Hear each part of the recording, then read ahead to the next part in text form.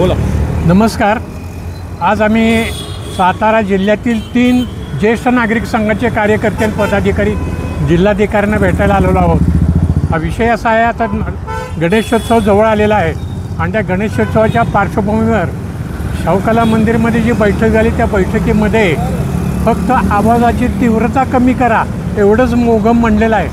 आमच्या सातारच्या ज्येष्ठ नागरिक संघाची अशी मागणी आहे आणि आम्ही या निवेदनामध्ये जिल्हाधिकाऱ्यांच्याकडे ते दिलेली आहे। मागणी अशी आहे की DJ जो आहे हा DJ पूर्णपणे बंद झाला पाहिजे। या DJमुळे सार्वजनिक आरोग्य आणि वैयक्तिक आरोग्य हे धोक्यात आलेलं आहे, हे सगळ्यांना माहिती आहे। परंतु हा DJ बंद होण्याच्या दृष्टीने काही हालचाली नाहीत, तर ती DJ हा बंद झाला पाहिजे।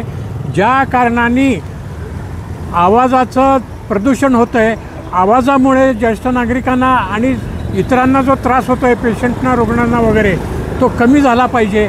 आणि त्यासाठी प्रमुख मागणी DJ हा बंद झाला पाहिजे।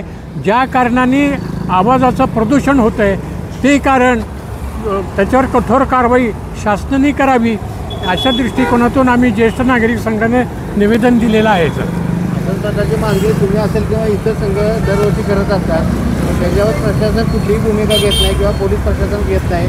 आधी तुम्ही दिलेलं आहे, समजा त्याने त्याच्यावर काहीच कारवाई केली नाही तर पुढचं पाऊल काय असेल तुमचं? आम्ही एक 8 दिवस वाट बघणार आहोत आणि जर यांनी कारवाई केली नाही, धोरणाची समजा जर घोषणा केली नाही, तर आम्ही सातारा शहरामध्ये ज्येष्ठ नागरिक महिला या रॅली काढणार आहोत आणि या निवेदनामध्ये आम्ही शासनाचा धिक्कार करणार आहोत।